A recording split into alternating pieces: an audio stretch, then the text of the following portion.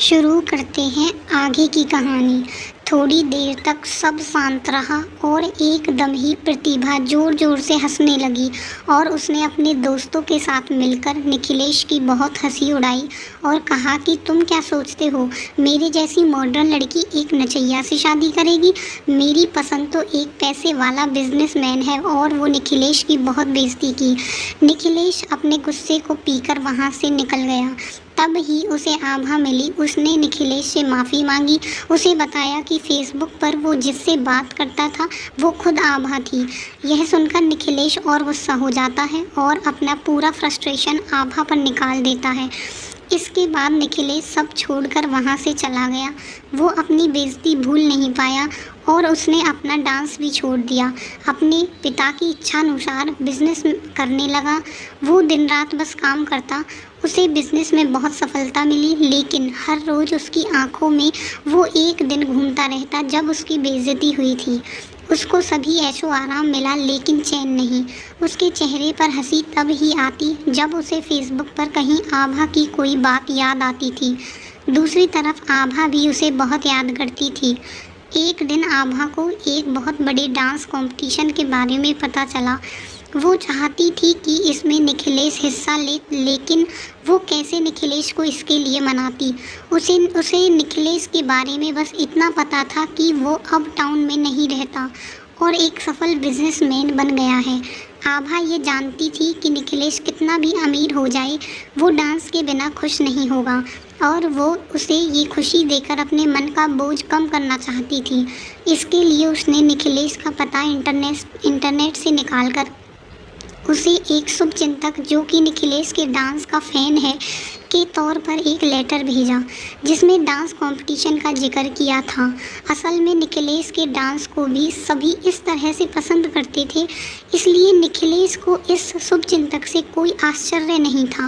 Nikhilesh dance छोड़ चुका था, उसने बस लेटर पढ़ा और रख दिया। लेकिन आभा को पता था निखिलेश को कैसे मनाना है।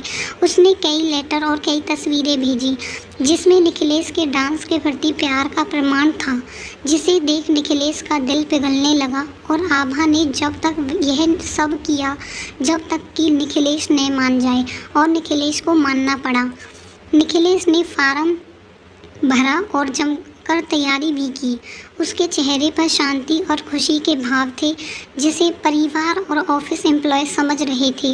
वो दिन आ गया जब कंपटीशन था। निखिलेश ने बिल्कुल तोड़ू परफॉर्मेंस दी और वो जीत गया। जब उसे पुरस्कार मिला तब सबसे आगे आभा खड़ी ताली बजा रही थी। उसे देख निखिलेश के चेहरे पर वही गुस्से के भाव आ गए और वो वहाँ से निकल गया। जब वो घर आया तो घर में उस शुभचिंतक ने फूल भेजकर उसका अभिवादन किया। साथ ही उसे एक लेटर भी लिखा जिसमें था कि आने वाले कुछ दिनों में उसे एक सरप्राइज़ मिलेगा। निखिलेश चौंक गया। उसे बार बार उसी बात का ख्याल सताने लगा। एक दिन शाम को घर लौटा तो घर पर प्रतिभा और उसके माता पिता प्रतिभा के रिश्ते के लिए आए थे।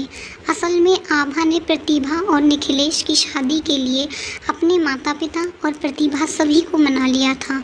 आभा हर हाल में निखिलेश को खुश देखना चाहती थी, इसलिए पहले उसने निखिलेश को वापस अपने डांस से मिलवाया और फिर निखिलेश को प्रतिभा से। निखिलेश कुछ देर सभी के साथ बैठा, पर उसका मन नहीं लग रहा था। उसने कमरे में जाकर फ्रेश होने की इजाज़त ली और वह अंदर चला गया था। अपने कमरे में बैठ निखिलेश सारी बातें सोच रहा था कि कैसे उसने एक आवाज़ सुनी, फिर उसकी बात आभा से हुई। वो कितना खुश था जब आभा हर परिस्थिति में उसके साथ ना होते हुए भी थी। लेकिन ये सब उस दिन ख़त्म हो गया जब गलतफहमी दूर हो गई। लेकिन फिर से उसे वही सब महसूस हुआ जब उसने और उसकी बातों को माना।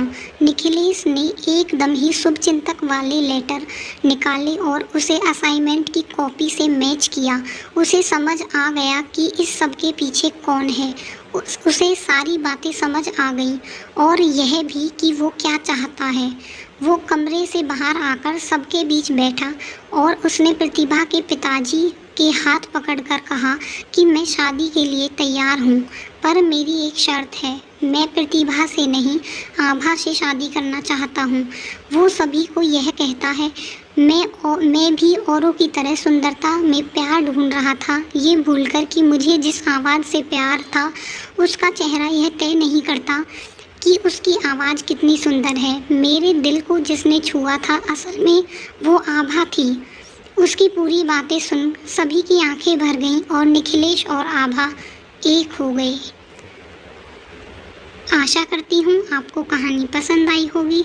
अगर आपको कहानी अच्छी लगी तो लाइक और कमेंट करें तथा चैनल को सब्सक्राइब करें। धन्यवाद।